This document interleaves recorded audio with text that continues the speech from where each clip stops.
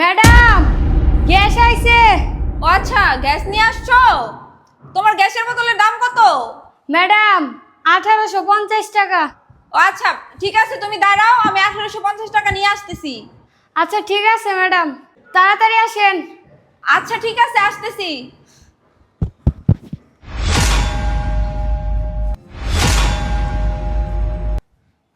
ও মাই god, এই গ্যাসের বোতল তুমি কিভাবে আনছো? ম্যাডাম, আপনার বাসা তো 7 তলা, আর লিফটটাও নষ্ট হয়ে গেছে। এর জন্য এই গ্যাসের বোতলটা আমি কাঁধে করে নিয়ে আসছি। কি, তুমি এই গ্যাসের বোতল 7 তলা কাঁধে করে নিয়ে আসছো? হ ম্যাডাম। আচ্ছা ঠিক আছে, তুমি একটা কাজ করো, তুমি এই গ্যাসের বোতল ওই দিকে নিয়ে যাও, গিয়ে কিচেনে ফিট করে দাও। অ্যাকচুয়ালি আমি তো গ্যাসের বোতল ফিটিং করতে পারি না, তুমি একটু কষ্ট করে ফিটিং করে দাও। আমি সোফায় গিয়ে ওয়েট করতেছি, তুমি এসে তারপর আমার কাছ থেকে টাকা নিয়ে যাও, কেমন? আচ্ছা ঠিক আছে ম্যাডাম। আচ্ছা ঠিক আছে, তুমি যাও, আমি সোফায় গিয়ে বসছি, তুমি আচ্ছা এসে তারপর ম্যাডাম। আমার কাছ থেকে টাকা নিয়ে যাও। আচ্ছা। আচ্ছা। উফ,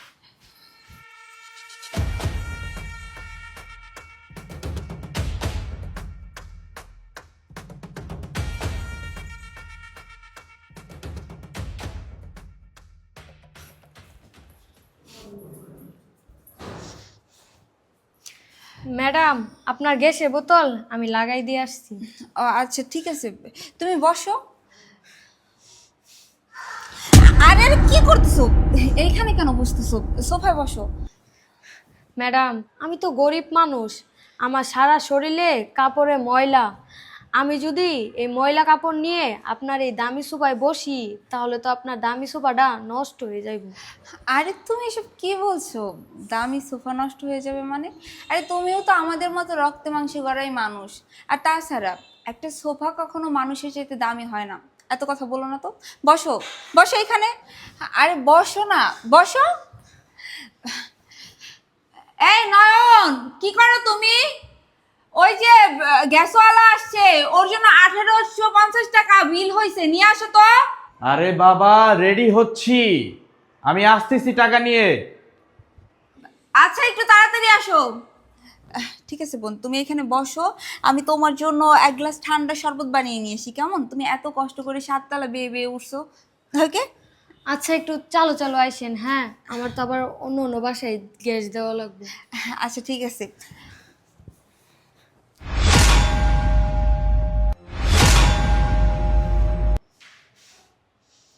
কত বড় বাসা, কত দামি দামি সোফা, আমি তো আমার জীবনে কোনো সময় দেখি নাই।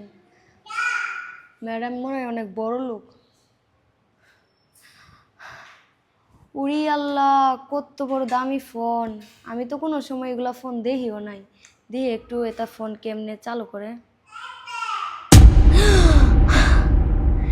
কি ব্যাপার, এই ফোনে আমার স্বামীর ছবি, আবার দেখি ম্যাডামের জড়ায় ধরে আছে।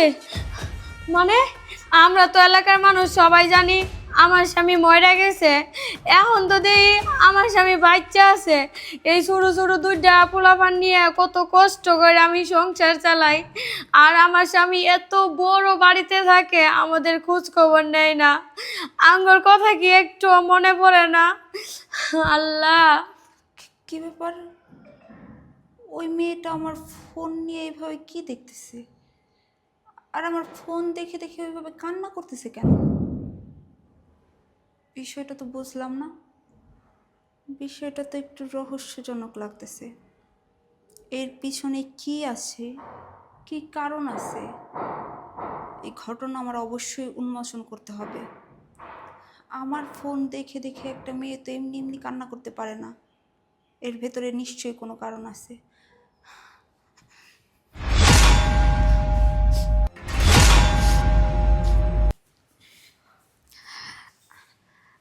আসলে তোমাকে অনেকক্ষণ বসায় রাখলাম, নাও তোমার জন্য শরবত নিয়ে আসছি। না না ম্যাডাম, আমি এটা খাইমু না, আমার টাকাটা দেন, আমার অনেক কাজ আছে, আমি চলে যাইমু। কেন তুমি শরবত খাবে না কেন? তুমি এত কষ্ট করে এত পরিশ্রম করে সিঁড়ি বেয়ে বেয়ে আসছো, তোমার নিশ্চয়ই পিপাসা পেয়েছে, তুমি এই শরবতটা খেয়ে নাও, ভালো লাগবে। নাও ধরো। ম্যাডাম চালু চালু আমার টাকাটা দেন, আমার আবার অনেক কাজ আছে। আচ্ছা তুমি শরবত খাও। এই কোথায় তুমি? আর কতক্ষণ লাগবে? আসো না তাড়াতাড়ি। আহা, আসতেছি তো। আচ্ছা ম্যাডাম, আপনার একটা কথা জিজ্ঞেস করি। হ্যাঁ বলো। ম্যাডাম, আপনার এই ফোনে যে লোকটা, ইনি আপনার কি হয়? ও ইনি কেন, ওনাকে চেনো নাকি তুমি? না না, আমিও নাকি কিভাবে চিনবো, আর কি এমনি আপনাকে জিজ্ঞাসা করলাম। ও আচ্ছা, এই লোকটা, এই লোকটা তো আমার হাজব্যান্ড। হাই হাই, ম্যাডামে কি বলে? আমার স্বামী নাকি ম্যাডামের হাজবেন্ড? আর আমরা তো জানি আমার স্বামী মারা গেছে। না না, এটা হতে পারে না। যেভাবেই হোক এ বাসা থেকে আমার স্বামী আসার আগে তাড়াতাড়ি জানগা লাগবো। ম্যাডামরে কিছু বুঝতে দেওয়া যাইব না। কি ব্যাপার, কি ভাবছো তুমি? না না, কিছু না, এমনি। আমাকে টাকাটা দেন, আমি চালু চালু যাই, আমার অনেক কাজ আছে। আচ্ছা যাইবাই তো, তোমাকে তো ধরে রাখবো না। এই কই গো তুমি? টাকা আনতে আর কতক্ষণ লাগবে? তাড়াতাড়ি আসো না। না না ম্যাডাম, আমি যাই মুগা, আমার টাকাটা দেন, আমার অনেক কাজ আছে। আচ্ছা ঠিক আছে, তুমি চলে যেও। ওই যে আমার হাজবেন্ড আসতেছে, ও টাকা নিয়ে আসলেই টাকাটা তোমাকে দিয়ে দিব, তারপর তুমি চলে যেও। শরবতটা খাও। না না ম্যাডাম, আমার অনেক তাড়া আছে, আমার টাকাটা দেন। ওই তো নয়ন চলে আসছে। এই নাও, কত জানি? 850 টাকা। এই নাও 2000 টাকা। ব্যাপার, এ তো দেখছি আমার বউ, কিন্তু আমার বউ এইখানে আসলো কিভাবে? না না, নেহাকে কোনোভাবেই জানতে দেওয়া যাবে না ও যে আমার বউ। একে এখান থেকে তাড়াতেই হবে যেভাবেই হোক। ধরো। হ্যাঁ টাকা তো নিবই, কিন্তু তার আগে বলো তোমাকে এরকম নার্ভাস লাগছে কেন? আরে কিসের নার্ভাস? অফিস থেকে ফোন আসছে, জরুরি কাজ আছে আমার। ধরো তো টাকাটা। না, তোমাকে এত নার্ভাস লাগতেছে, কি হয়েছে আমাকে বলো তো। আরে বাবা, কিচ্ছু হয়নি। আমার কি হবে? টাকাটা ধরো না, আমার খুব জরুরি কাজ আছে। ধরো তো। আমার মনে হচ্ছে কিছু একটা হয়েছে, তা না হলে কিছুক্ষণ আগেও তোমাকে ঠিকঠাক দেখলাম, কিন্তু এখন তোমাকে এরকম নার্ভাস লাগতেছে কেন? আরে প্রচুর গরম পড়ছে, শরীর থেকে এনার্জি চলে গেছে, তাই জানো। ধরো তো। আচ্ছা আমি যাই। এই দাঁড়াও, অফিসে যাবো ভালো কথা, একটু পরে যাই, এত তাড়াহুড়ো করে যাওয়ার তো কোনো কিছু নাই, এখনো তো সময় আছে। আরে জরুরি মিটিং এর সামনে, তুমি বোঝো না নাকি? আমি এই দাঁড়াও, যাওয়ার জন্য পাগল হয়ে গেছে বোন। এই ধরো তোমার টাকা। আমার কাছে তো 200 টাকা ভাঙতি নাই। সমস্যা নেই, এই টাকা সবগুলো তোমার, আর যেগুলো বাদ বাকি আছে ওগুলো তোমার টিপস। এই আমি আমি আমি আসি। দাঁড়াও। কেন বারে বারে ডাকছো? আচ্ছা ঠিক আছে ম্যাডাম, আমি তাহলে যাই। তুমি চলে যাবা? আরে যাচ্ছে যাক না। তুমি না আসলে, তোমার আসলে আমি আমি দেখছি যে তোমার দিনে দিনে তোমার বুদ্ধি লোপ পাচ্ছে। যাকে তাকে দিয়ে তোমার গ্যাস আনতে হবে। আরে তুমি বোঝো না, তুমি বাড়িতে একা থাকো। আরে এদের কোনো সিন্ডিকেট আছে জানো, এরা সবাই মিলে চুরির ধান্দা করেছে। তুমি বাসায় একা থাকবা, তোমাকে কোনো রকম ম্যানেজ করে দেখবা ঘরে যা আছে টাকা পয়সা সব নিয়ে যাবে। এই এই, তুই যা তো। এই দাঁড়াও, আমি বুঝলাম না তুমি এত উত্তেজিত কেন হচ্ছ। আমার তো ওকে দেখে মনে হচ্ছে না কোনো অ্যাঙ্গেল থেকে যে ও চুরির মতলবে বাসায় ঢুকছে। তাছাড়া ও ওর কাজ করে খাচ্ছে, আর তুমি কেন বারবার বলতেছো যে ও চুরি করে নিয়ে চলে যাবে? আচ্ছা তুমি কি এই মেয়েটাকে চেনো?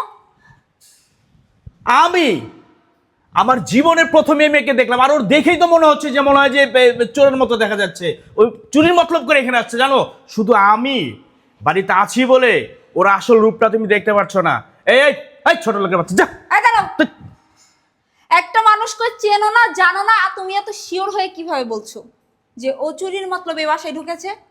আরে তোমার থেকে অনেক বেশি বয়স আমার। আমি জানি কোন মানুষটা কিরকম। দেখো, যে রাঁধুনি সে সব ভাত দেখেন, একটা টিপ দিলে বুঝতে পারে ভাত হয়েছে কিনা। আমার অনেক অভিজ্ঞতা।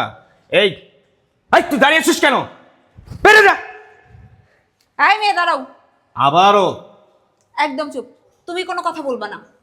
এই তুমি সত্যি করে বলো তো, তুমি কি ওনাকে চেনো? ম্যাডাম, আমি আপনাদের মধ্যে কোনো ঝামেলা পাকাবে চাই না। আমি কাউকে চিনি না, আমার কেউ নাই। ম্যাডাম আপনারা থাকেন, আমি যাইগা। দাঁড়াও, তুমি কোথাও যাবে না। আমি তোমাদের দুজনকে দেখে কিছু একটা বুঝতে পারছি। আমার মনে হচ্ছে তোমরা দুজন দুজনকে খুব ভালো মতোই চেনো, কিন্তু আমাকে বলছো না। সত্যি করে বলো, তোমাদের সাথে কিসের সম্পর্ক? আরে নেহা, আমার লেট হয়ে যাচ্ছে, অলরেডি 30 মিনিট লেট। আমার জন্য ভাইয়ার বসে আছে, আমি যাব মিটিং করব, তারপরে নতুন ডিলটা কনফার্ম হবে। চুপ, একদম চুপ। এখানে চুপচাপ করে দাঁড়ায় থাকো। যেই পর্যন্ত এই প্রবলেমের সলিউশন না হবে সেই পর্যন্ত তুমি এক পাও এখান থেকে বের হতে পারবে না। এই মেয়ে, বলো বলো, তোমার সাথে ওর কিসের সম্পর্ক? আর তাছাড়া আমি যখন তোমার জন্য শরবত নিয়ে আসতেছিলাম তখন আমি সব দেখেছি। আমার ফোনে আমার সাথে আমার হাজব্যান্ডের ছবি দেখে তুমি কান্না করছো, ফিস ফিস করে কি যেন বলতেছিলা। এই বলো তো, আমার হাজব্যান্ড তোমার কি হয়? তাছাড়া আমার হাজব্যান্ডের সাথে যদি তোমার কোনো রকম কোনো সম্পর্ক নাই থাকে, তুমি আমার সাথে আমার হাজব্যান্ডের ছবি দেখে কান্না কেন করবা? আর আমার হাজব্যান্ড যখন তোমাকে দেখলো তখন থেকে আমি দেখতেছি আমার হাজব্যান্ড নার্ভাস ফিল করতেছে। তোমাদের দুজনের মধ্যে যদি কোনো সম্পর্ক না থাকে তাহলে তো আমার হাজব্যান্ড আর তোমার এইভাবে নার্ভাস ফিল করার কোনো কারণ নেই। আমার সাথে বিয়ে হয়েছে প্রায় 2 বছর, এই 2 বছরের মধ্যে আমি কখনো দেখিনি ওকে এতটা নার্ভাস হতে, কিন্তু আজকে ও যখন তোমাকে দেখছে তখন থেকে আমি দেখছি ও নার্ভাস ফিল হয়ে গেছে, ও নার্ভাস ফিল করতেছে। আচ্ছা, তুমি আমাকে সত্যিটা বলবে যে ওর সাথে কি সম্পর্ক? দেখো মেয়ে, আমি কিন্তু এতটা বোকা না। তুমি আমাকে কি ভুলভাল বুঝাবা আমি সেইটা বুঝবো না। না, তুমি আমাকে এতটা বোকা মনে করো না। আমি তোমাদেরকে দেখেই বুঝতে পারছি যে তোমাদের মধ্যে নিশ্চয়ই কোনো না কোনো সম্পর্ক আছে, যেটা তোমরা দুজনে আমার কাছ থেকে লুকাচ্ছ। এই সত্যি করে বলো, ওর সাথে তোমার কি সম্পর্ক? আসলে ম্যাডাম, কি আসলে? আসলে ও কি বলবে আমি বলছি। আমি এখন নিচে গিয়ে গ্যাস সিলিন্ডারওয়ালাকে বলবো যে আমার বাসায় কেন চোর বাটপার পাঠিয়েছে। এখন থেকে আমার বাসায় যদি কোনো গ্যাস প্রয়োজন হয় আমি নিজে এসে নিয়ে যাব। আমার বাসায় যেন যাকে তাকে না পাঠায়। Shut up, just shut up. আর একটা কথাও তুমি বলবা না। এই বলো, সত্যি করে বলো, ওর সাথে তোমার কিসের সম্পর্ক? কি হয় তোমার? আমি সত্যিটা জানতে চাই, বলো আমাকে। ম্যাডাম আপনি যত এত করে বলতেছেন তাহলে শুনেন, উনি আমার ময়নার বাপ লাগে। ময়নার বাপ মানে?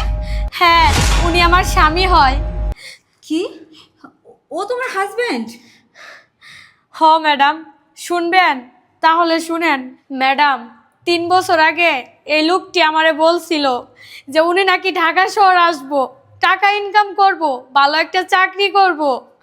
আমি ওনারে বলছি যাইও না, কিন্তু উনি টাকার জন্য বলছে আমরা খাই মুখি, বাচ্চা কাচ্চা আছে, সংসারের জন্য উনি ঢাকা শহর আইছে। পরে ঢাকা শহর আসার পরে 6 মাস ভালোই আমাদের সাথে সম্পর্ক রাখছে, কথাবার্তা বলছে। 6 মাস পরে আমার গ্রামের মানুষ বলে আমার স্বামী নাকি মারা গেছে।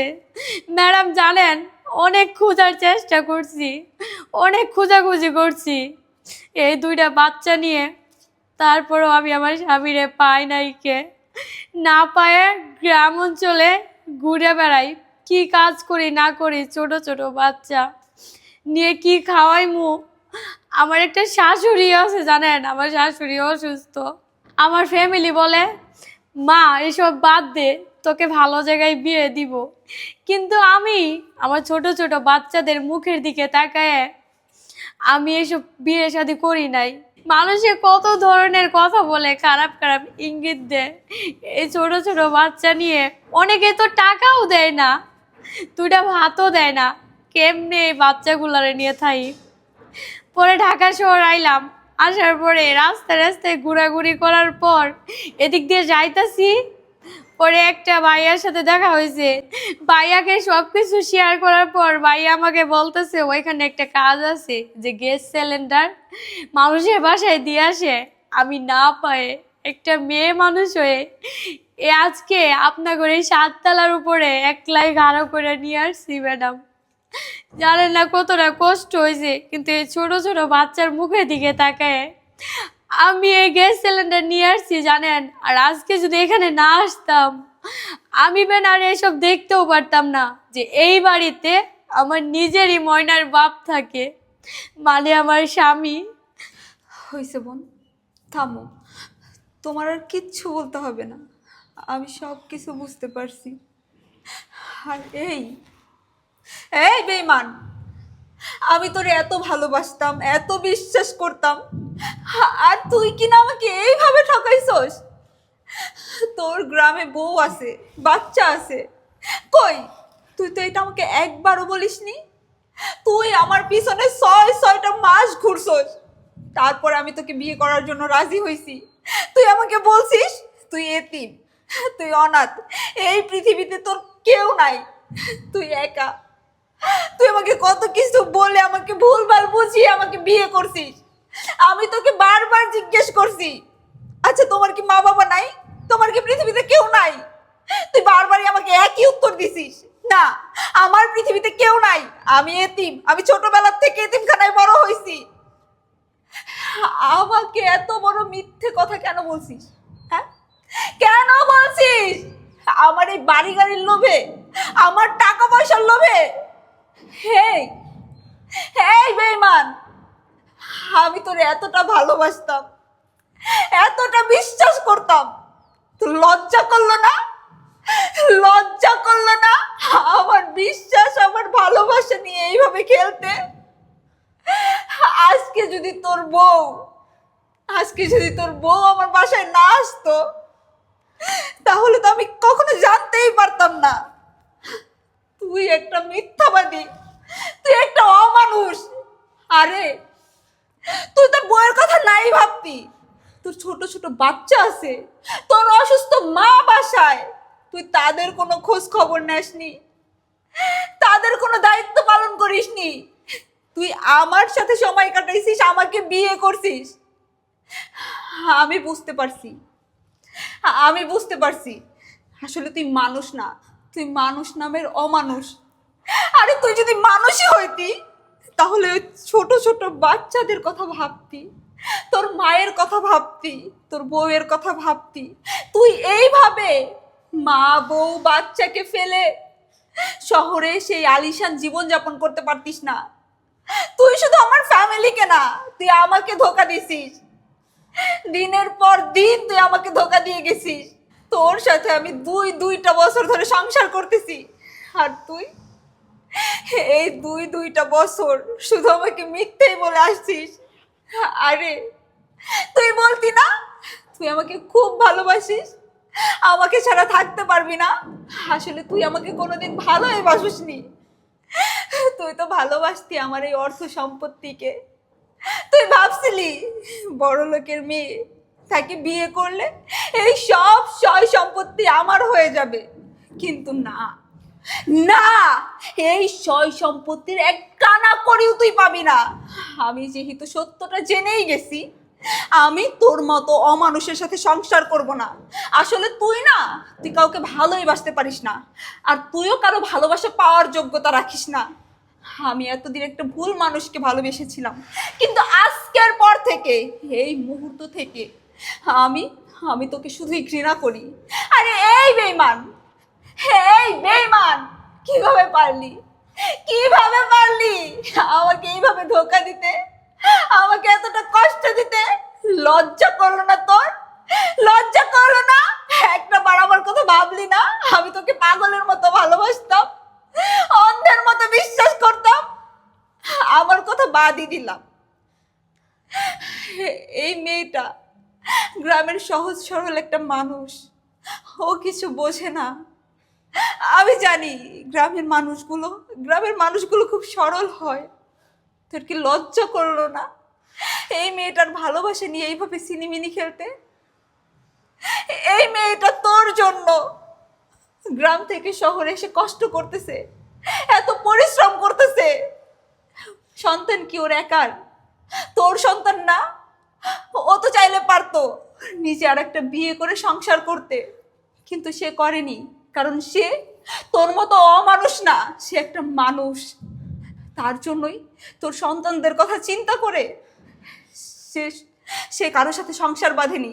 কিন্তু তুই ভাবিসনি তোর ছেলে মেয়ের কথা। তুই তো একটা অমানুষ, তোর মুখটা আমি আমার বাড়িতে দেখতে চাই না। তোর এই মুখটা নিয়ে আর কোনোদিন তুই আমার চোখের সামনে আসবি না। তুই আজকে এখন এই মুহূর্তে আমার বাসা থেকে বের হয়ে যাবি। আর খবরদার কোনোদিন কোনোভাবে আমার সাথে যোগাযোগ করার কোনো চেষ্টা করবি না। আর তোকে যেন কোনোদিন আমার বাসার সীমানায় না দেখি। আজকে আমি চাইলে পারতাম তোকে পুলিশ দিয়ে ধরিয়ে দিতে, কিন্তু না, আমি এটা করব না। কারণ কারণ আমাদের একটা মান সম্মান আছে, আমার বাবার একটা মান সম্মান আছে। আমি আমাদের সম্মান এইভাবে নষ্ট করতে পারবো না। যখন আমাদের এলাকার মানুষ জানবে যে আমার হাজবেন্ড আগে আর একটা বিয়ে করছিল, তাহলে আমাদের মান সম্মান থাকবে না। তাই আমি তোকে বলছি, কোনো কথা না বলে একদম চুপচাপ আমার বাসা থেকে বের হয়ে যা। আমি তোর মুখটা আর দেখতে চাই না, বের হয়ে যা। শোনো নেহা, বিশ্বাস করো, আমি ভুল করছি, ঠিক আছে, কিন্তু আমি তোমাকে ভালোবাসি, এটা সত্য। আমি না অনেকবার বলতে চেয়েছিলাম তোমাকে, আমার গ্রামে বউ আছে, বাচ্চা আছে, আমার মা অসুস্থ, কিন্তু কেন বলিনি জানো? তুমি যদি এই বিষয়টা মেনে না নাও, আমাকে যদি তুমি বিয়ে না করো, আর দেখো আমি না টাকার নেশায় পড়ে গেছিলাম। আমার না টাকার প্রতি অনেক লোভ জেগেছিল। এই বাড়ি, তোমার গাড়ি, আসলে আমার ভুল হয়ে গেছে। এবারের মতো ক্ষমা করে দাও না। একদম চুপ, আর কোনো কথা বলবি না। কি বললি তুই? তুই আমাকে ভালোবাসিস? আরে যে কিনা নিজের সন্তানদের ভালোবাসতে পারে না, নিজের মাকে ভালোবাসতে পারে না, সেই মানুষটা আমাকে কিভাবে ভালোবাসবে? তুই আমাকে ভালোবাসিস নি। তুই বললি না তুই লোভে পড়ছিলি? হ্যাঁ, তুই লোভে পড়েই আমাকে বিয়ে করছিলি, কোনোদিন আমাকে ভালোবাসিস নি। আর শোন, আমি তোর মতো মানুষের কাছ থেকে কোনো কথা আর শুনতে চাই না। তুই কি বললি? কি বললি তুই? তুই ভুল করছিস? এইটা কি ভুল? তুই ভুল করিসনি, তুই অন্যায় করছিস। ভুল মানুষ ওইটা করে, একটা কথা বললে সেটা ভুল হয়, যে ভুল করে এই কথাটা বলে ফেলছি। তুই তোর বউ বাচ্চাকে রেখে, তোর মাকে রেখে এসে তুই এইখানে এতিম সেজে আমাকে বিয়ে করছিস, এটা তো কোনো ভুল না, এটা অন্যায়। আর অন্যায় যে করে, অন্যায় যে সহে, তারা দুজনেই সমান অপরাধী। অতএব এই অন্যায়ের কোনো ক্ষমা নেই। তুই এখন এই মুহূর্তে আমার বাসা থেকে বের হয়ে যা, নয়তো বা আমি দারোয়ান ডেকে ঘাড় ধাক্কা দিয়ে তোকে এই বাসা থেকে বের করে দিব। বের হয়ে যা বলছি।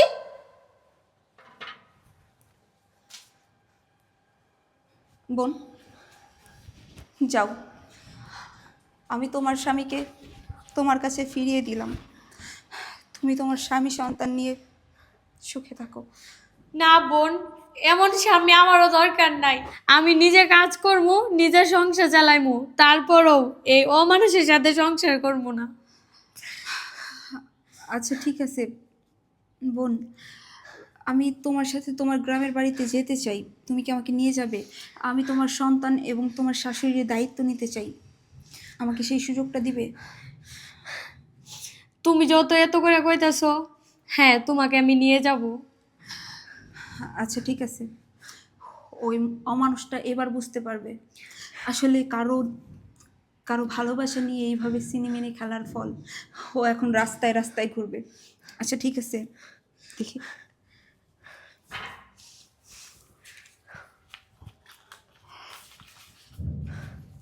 নাও, এই সবগুলো টাকা তোমার, ধরো। চলো তুমি আমার সাথে, আমি তোমার গ্রামে যাব।